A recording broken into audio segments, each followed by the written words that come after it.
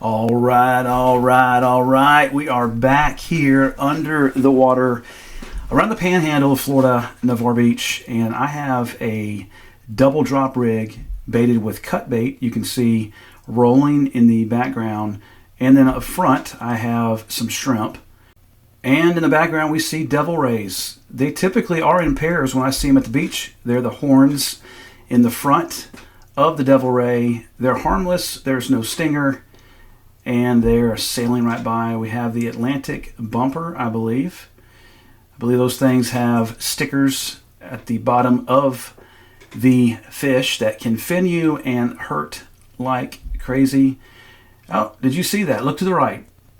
I can't tell if that is a speckled crab or a ghost crab. It looks more like a ghost crab, which if it is a ghost crab, it was out there pretty far, like 75 yards. Ladyfish in the frame, typical during the summertime, fun to catch. The poor man's tarpon, not interested in anything that I have going on. And now I want to draw your attention to the black specks that are floating and swirling in the sand. That is poop. That's right, folks. Say it with me, poop. It's either from a ghost shrimp or a sand flea. More Atlantic bumper. It's always good to know what poop source you see because that reveals to you the bait source. Another devil ray swimming right by. We've got some devil rays in the background coming in again in pairs. Don't know if it's the same two or something different. We've got another ladyfish coming in close, out of the frame and gone. I'm surprised that we're not catching that ladyfish. They will eat the shrimp. And we've got a big school of ladyfish. Again, this is about 75 yards out beyond the first sandbar. And I would expect that a schooling ladyfish population are about to go insane when at least one fish decides to strike. And then you'll get reaction strikes from everyone else that want to join into the fun. And there you go. A nice hello, sir. Goodbye, lady, or shall I say. And let's see if we can't get any kind of hookup here from these ladyfish. They have settled. They're picking at the cut bait, not hitting the shrimp just yet. There you go. Just keep nosing it. That one looks like hit the shrimp. Oh, that went after the bead.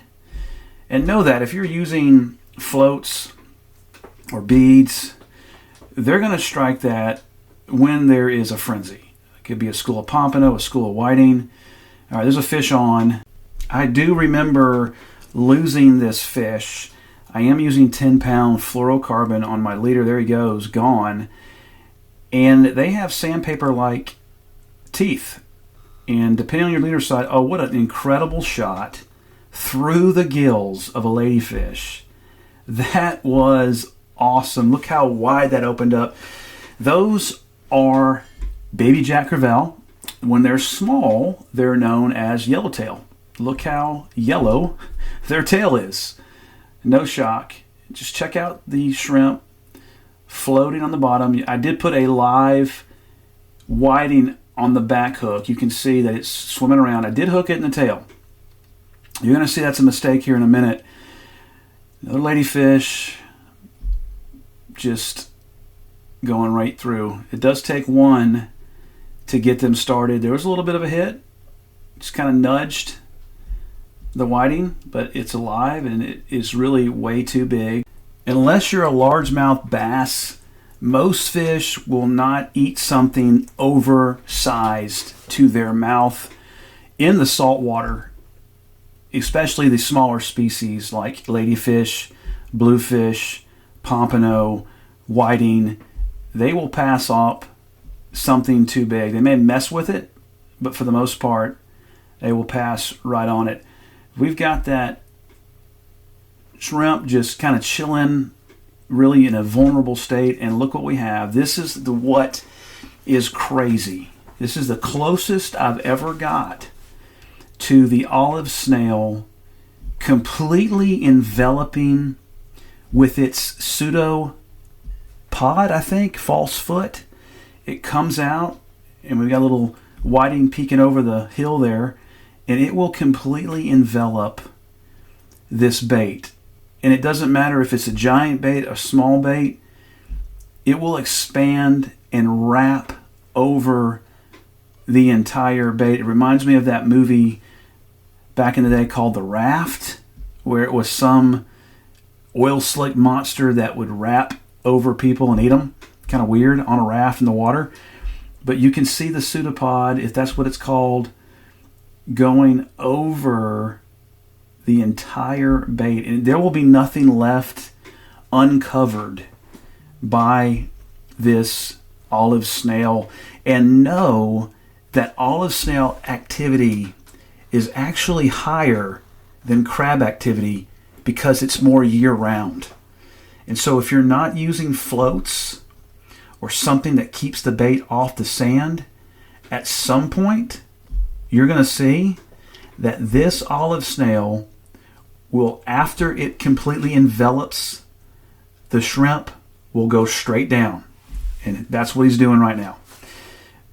There's some more yellowtail, and it is going down in the sand, burying your bait, and you are fishing literally with nothing as it completely goes down into the sand.